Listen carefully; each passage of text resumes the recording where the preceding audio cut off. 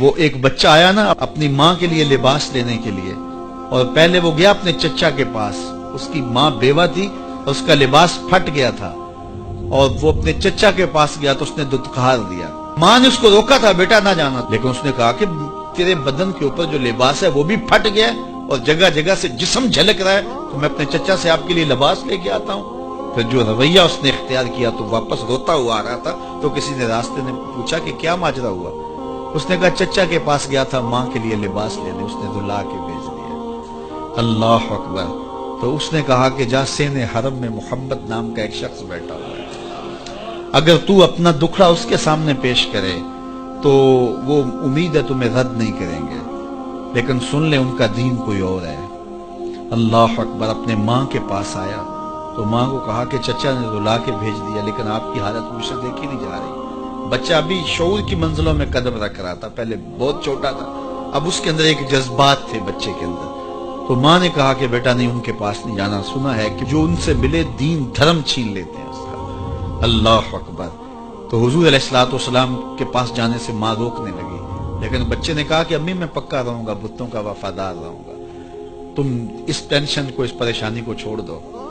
اور حضور کی خدمت میں حاضر ہوا۔ حضور صحن حرم میں چادر اوڑے بیٹھے ہوئے تھے، اور جا کے کہنے لگا میں پہلے بات آپ سے کر لیتا ہوں، آپ کا دین میں نے قبول نہیں کرنا۔ حضور مسکرا کے بولے بیٹا بتاؤ کس لیے آئے ہو؟ کہا میری ماں بے لباس ہے، میں آپ سے لباس لینے آیا ہوں۔ حضور نے چادر رحمت اتار کے اس کے کندھوں پہ ڈالا۔ اللہ اکبر۔ وہ واپس آ گیا اور ماں پر حضور کی چادر اڑائی۔ اللہ اکبر۔ اور ماں نے کہا کہ بیٹے اس نے اپنا دین تو نہیں تجھے دیا؟ کہا نہ، میں نے پہلے کہہ دیا تھا تیرے دین نہیں مانوں گا۔ ماں کہنے لگی پتر اس کا دین ماننا چاہیے، یہ جس نے رحمت کی چادر ہمارے سر پہ ڈال دی۔ اللہ اکبر۔ تیری تک کے ادامہ میں مرید ہو گئے۔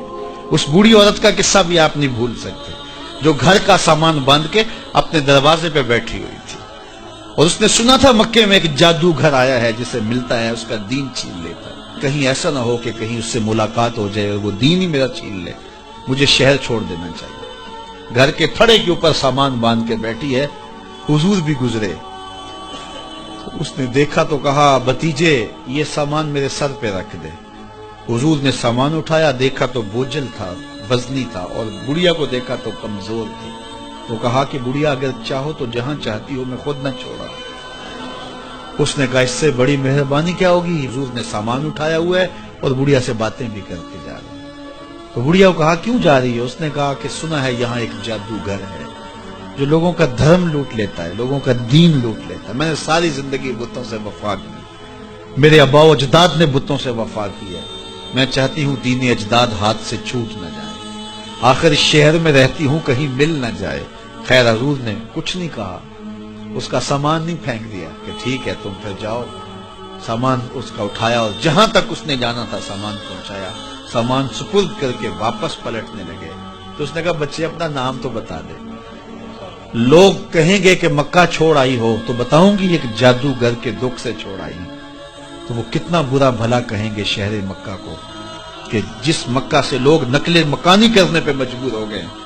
تو میں انہیں یہ بھی بتاؤں گی کہ جس مکے میں جادوگر رہتا ہے اتنا اچھا نوجوان بھی رہتا ہے، تو تیرا نام لیا کروں گی، تیرے قصیدے پڑھا کروں گی۔ تو حضور علیہ السلام مسکرا پڑے، کہا بڑھیا جس جادوگر سے بھاگ کے آئی ہے وہ تیرے سامنے کھڑا ہے۔